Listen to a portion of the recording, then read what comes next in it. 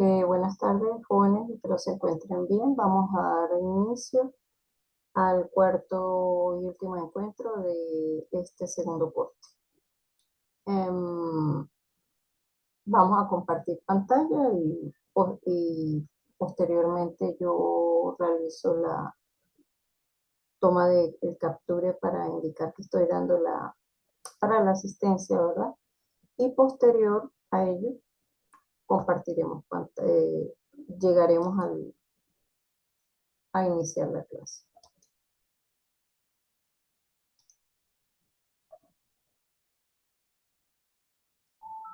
Bueno, voy a compartir pantalla. Vamos a hacer lo que siempre hacemos, que es guardar dicho capture. Y bueno,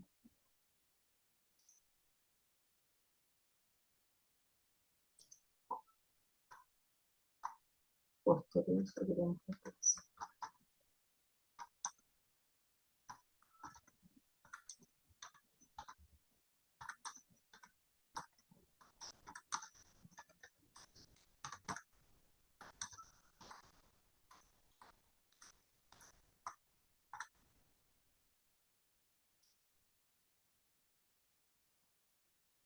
Bueno, una vez guardada la asistencia, vamos a iniciar la clase.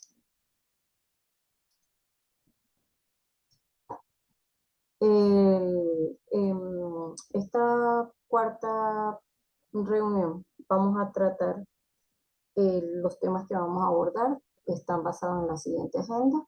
Entonces, vamos a hacer una pequeña introducción, las herramientas usadas en la fase de diseño del sistema. Como lo dije en la clase anterior, el algoritmo, vamos a hablar un poquito de su historia, la definición, generalidades, propiedades y uso, y luego vamos a mencionar otra herramienta que se llama diagramas de flujo, que es solamente indicar el concepto, los usos, y por último será el cierre de la clase. En cuanto a la introducción, pues siempre realizo un pequeño resumen de la clase anterior. En este aspecto hemos estado trabajando con la unidad 3, que tiene que ver con la evaluación de los sistemas, y habíamos hablado de la segunda fase del ciclo de vida de un sistema, como lo es el diseño. En cuanto al diseño de un sistema de información como tal, este proceso en qué consiste? Consiste en definir tanto la arquitectura del sistema como las componentes que lo conforman de manera detallada y el entorno tecnológico que lo sustenta. ¿Qué es lo que realmente se diseña? Se diseñan datos, se diseña la arquitectura del sistema, también se diseña la interfaz eh, del, del sistema con el usuario. Esto básicamente es fundamental, bien sea para cuando se inicie, que tiene que ver cómo voy a hacer accesar al sistema, bien sea porque tengo mi clave de acceso o porque ya estando dentro de ella, dentro de algún menú específico, tomé una opción y puede ser que esté introduciendo datos que son errados. Entonces, en la interfaz, la pantalla sirve para indicar que esos datos no son válidos o que el usuario no está autorizado y así sucesivamente. Y también es necesario diseñar los procedimientos. Los procedimientos son aquellos que permiten de manera modular ir subdividiendo todo el sistema por o de acuerdo a los procesos que realizan, las entradas, el flujo de información, quiénes son entradas para tal proceso y quiénes serán salidas y a la vez usadas como entradas para el siguiente. También hablamos ese día de las herramientas que se usan a nivel de diseño y se hablaba que tenemos herramientas para hacer especificaciones, para presentar datos, para el desarrollo de sistemas, para ingeniería de software y muchos otros. En cuanto a lo que significa que haya una buena evaluación de la fase de diseños. Al evaluar la fase de diseño, debería de verse que el sistema de información está realizado a través de una organización jerárquica por módulos, y que su interfaz es sencilla y amigable y permite interconectar todas las partes o los componentes que, que constituyen la arquitectura del sistema. Bueno, dado esto, visto esto, vamos a iniciar con lo que es con la historia del algoritmo, que es la próxima diapositiva. Perdón. En cuanto a la historia del algoritmo, realmente el origen que tiene, disculpe, el origen que tiene esta palabra proviene del árabe y se dice que se halla el nombre se halla su nombre, se halla valga la redundancia, algoritmo, viene o proviene del nombre del matemático Al-Khwarizmi, que nació en la Edad Media en una de las zonas de la que hoy se conoce como Uzbekistán en Asia Central. En este caso, en este tiempo fue en Bagdad donde desarrolló, el señor que ya referimos, desarrolló gran parte de su carrera y es hasta allí que se trasladó para, por orden del califa, crear un centro superior de investigaciones científicas que se dio en llamar Casa de la Sabiduría. Diversos tratados de álgebra y astronomía fueron algunos de los trabajos que realizó dicho sabio, que también ha dado lugar a la creación de otra serie de términos científicos tales como álgebra o Wari.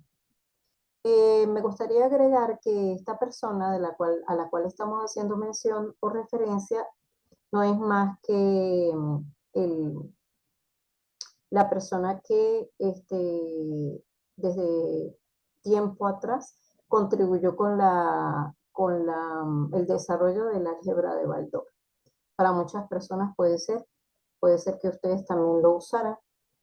Yo lo llegué a usar en bachillerato y posteriormente en la universidad.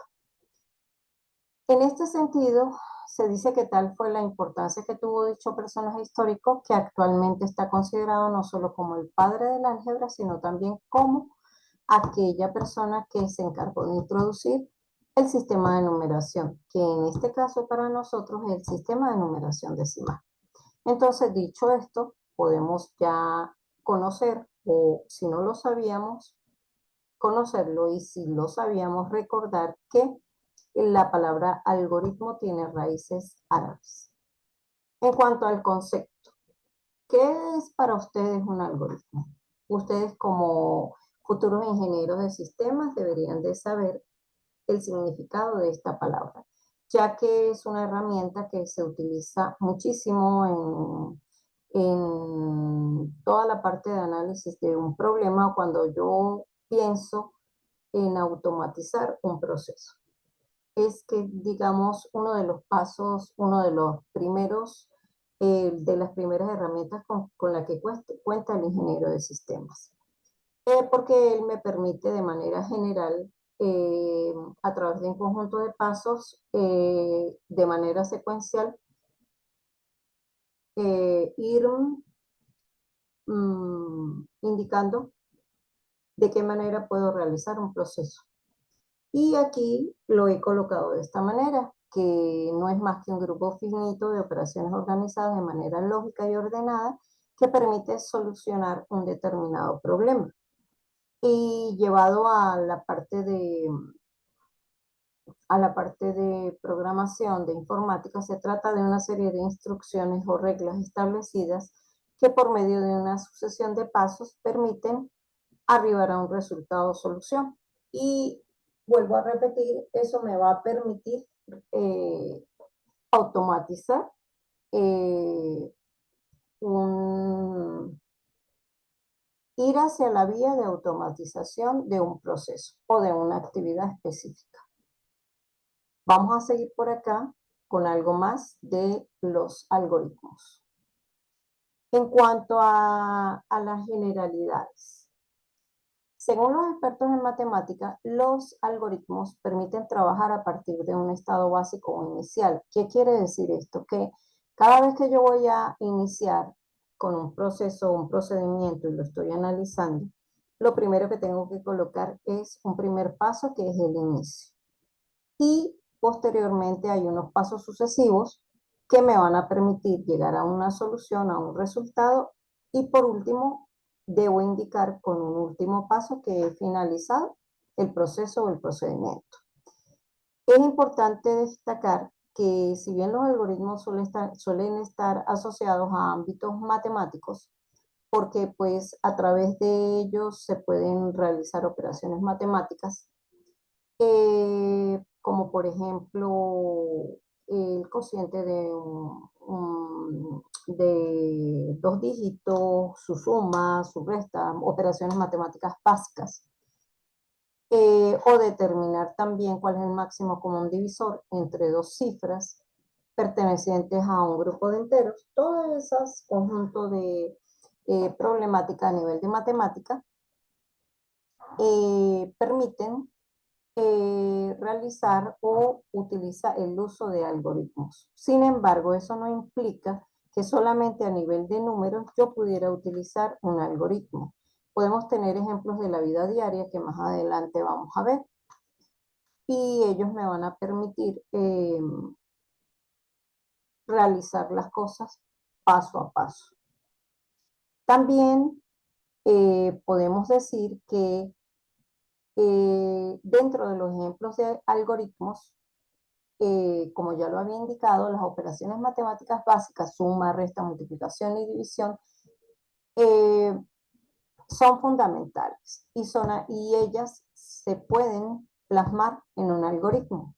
Pero hay otro tipo de algoritmos, como por ejemplo, pudiéramos hablar de una receta de cocina, realizar arroz con leche, ahorita que estamos en las épocas de Navidad, cómo se preparan las hallacas, cómo se realiza una bebida, un licor muy tradicional acá en Venezuela, que es el ponche crema.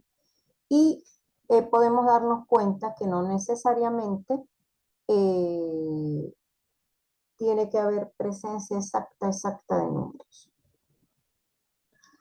Eh, Hablamos también aquí que hay otras aplicaciones, eh, tales como la operación que desbloquea un electrodoméstico, y también existen algoritmos que definen lo que ve un usuario cada vez que se conecta a internet o mira su teléfono, su tablet. También pudiera ser lo de la predicción del tiempo para una zona, las noticias en Facebook, las localizaciones en la app de mapas, entre algunas cosas.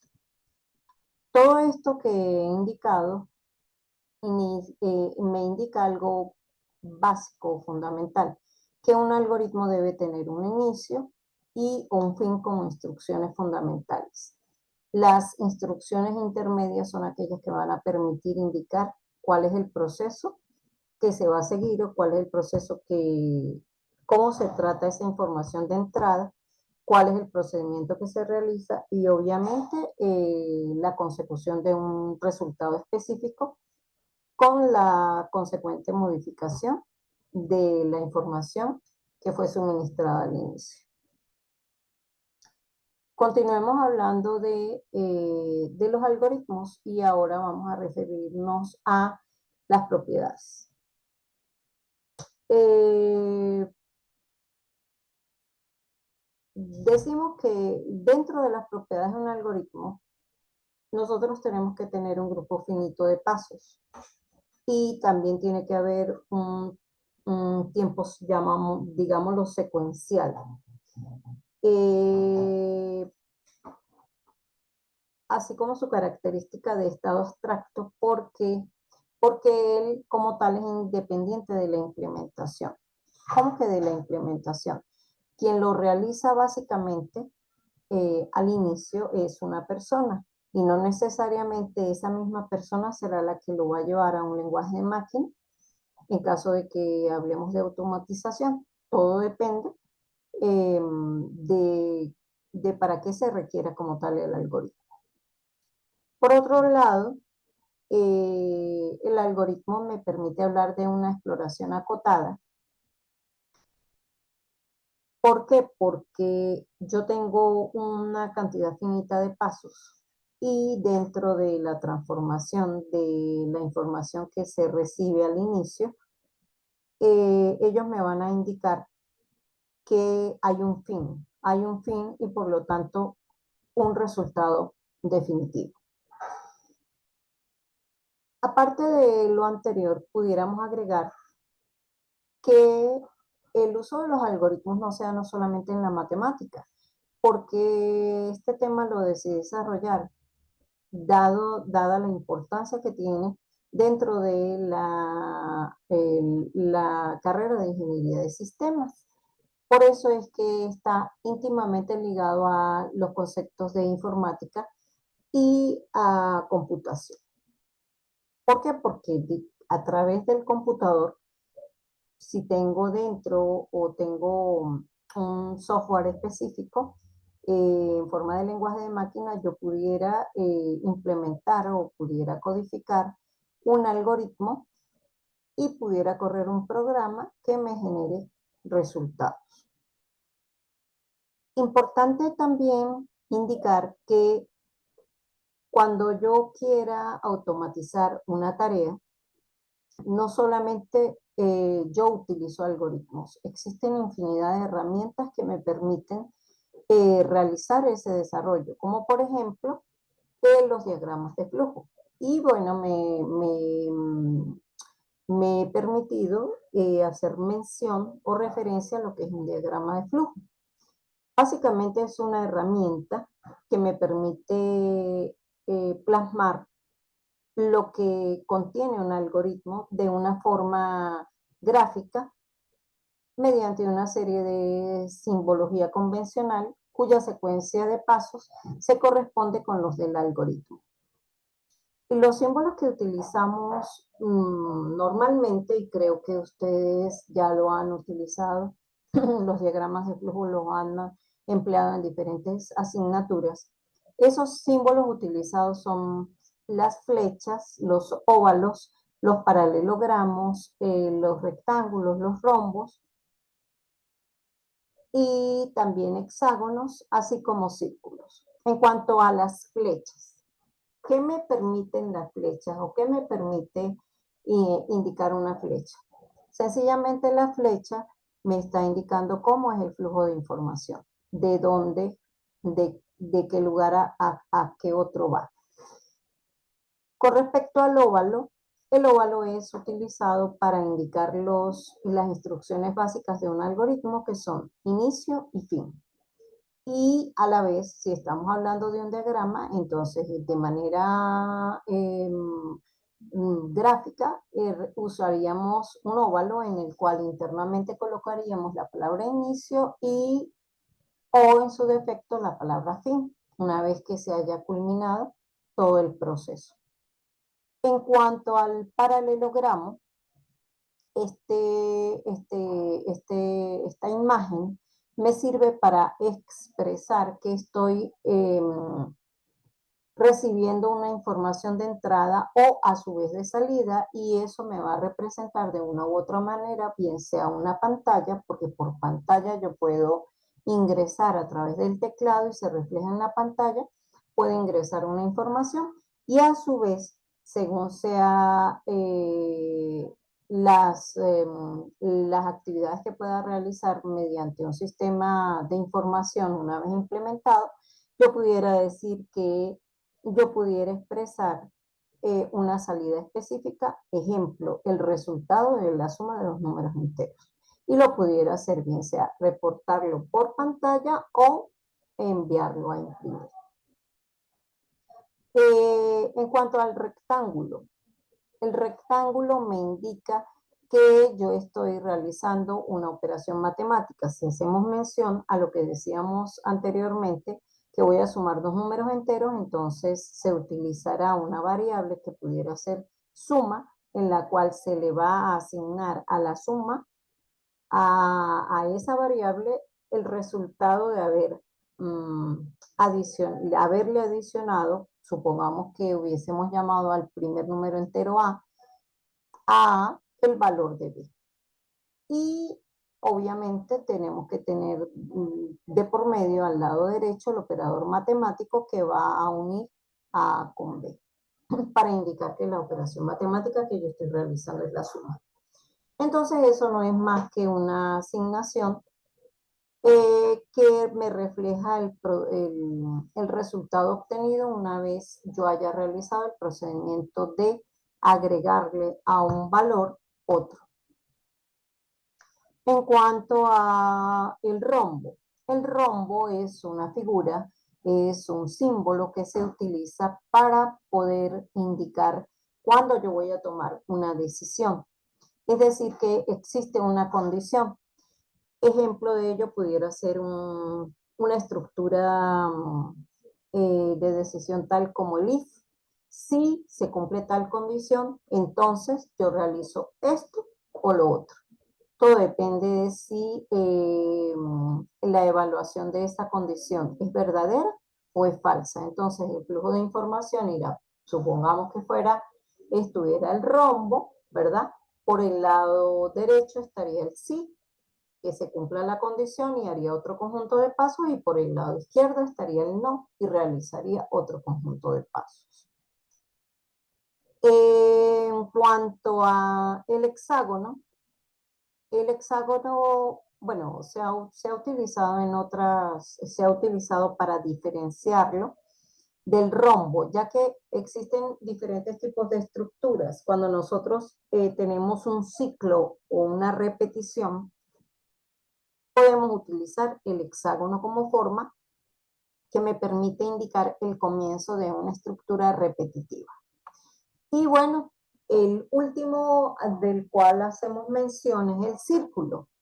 ¿Cuándo utilizamos el círculo? Cuando nuestro diagrama de flujo es para un proceso que es un poco largo en cantidad de pasos. Entonces, si la página o la hoja no me alcanza, yo colocaría en la parte de abajo un círculo que como tal funciona como conector.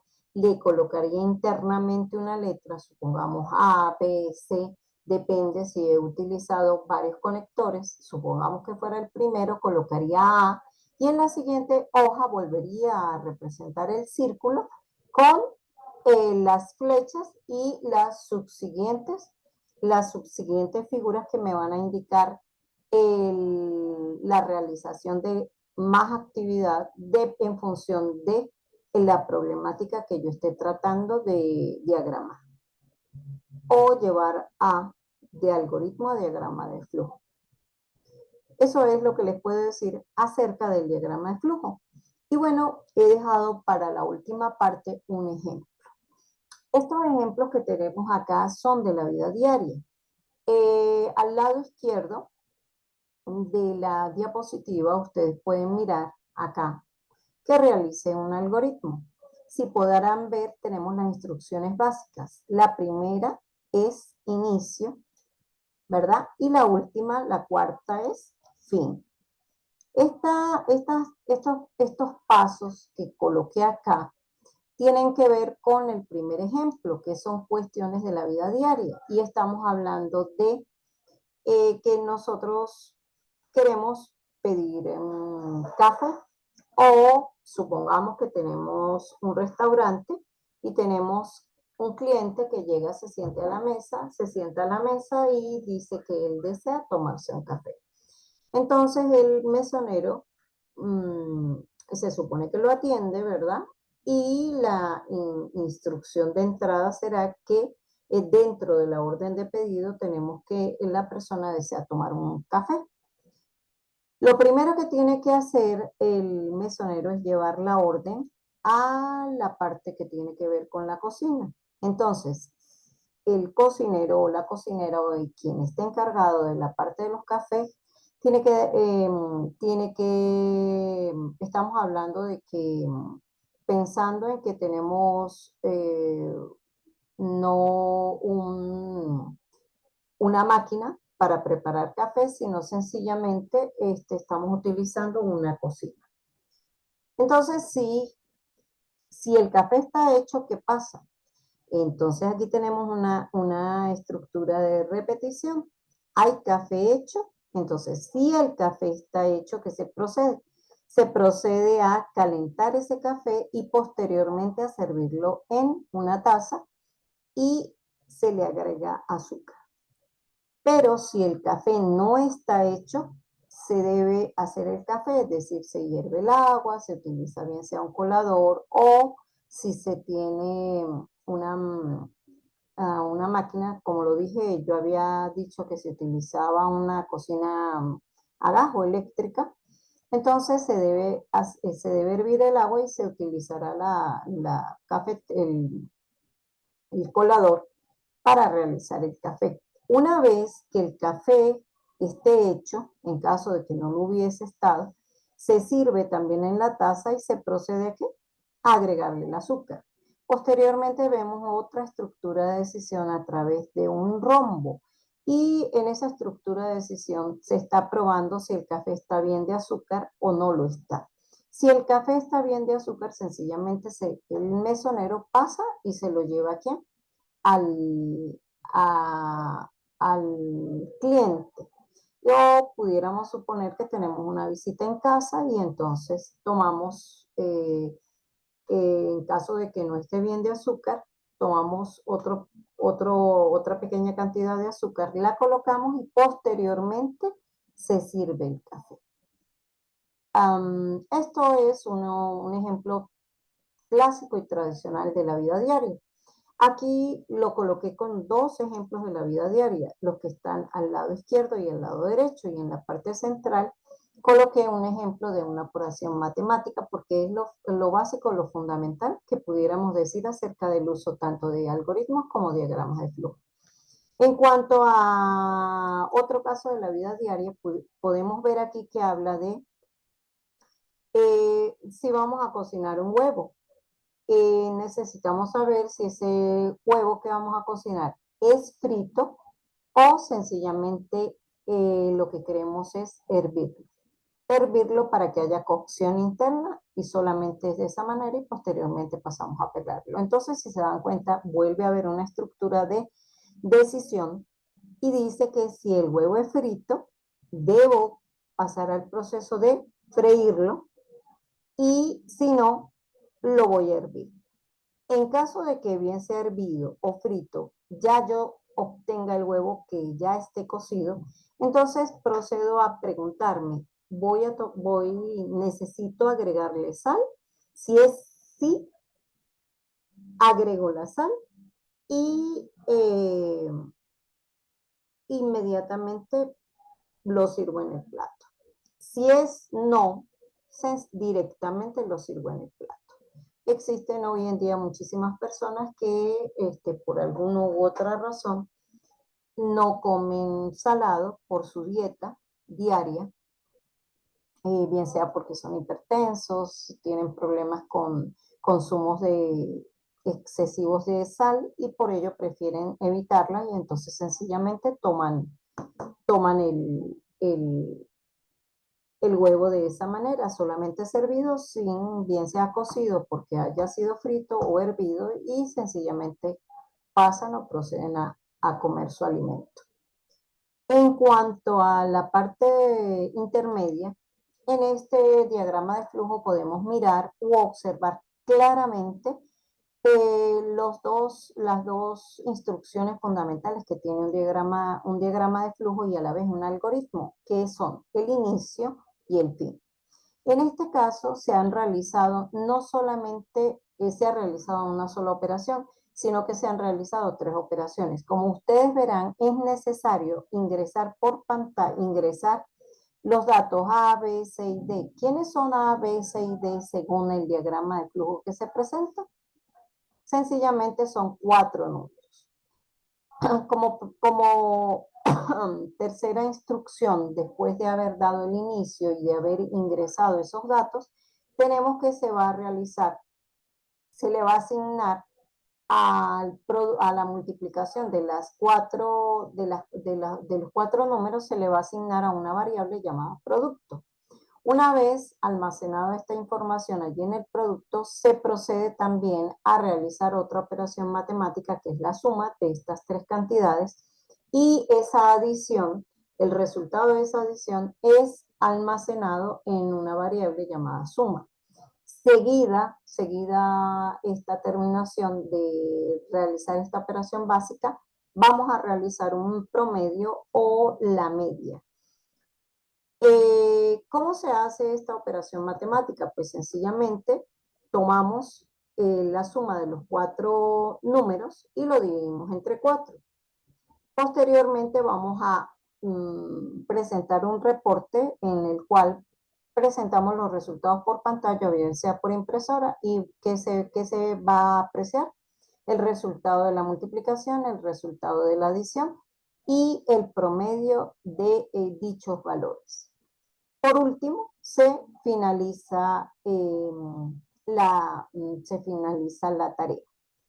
Es bueno aclarar que ustedes diariamente utilizan en el instituto, diariamente pueden, no digamos que sacan promedio, cuando estaban en bachillerato sí sacaban el promedio de calificaciones. Hoy en día en el instituto pudiéramos hablar de los porcentajes que manejan en cada uno de los cortes. En este segundo corte estamos manejando en la primera actividad un 10% y en la segunda actividad un 20%.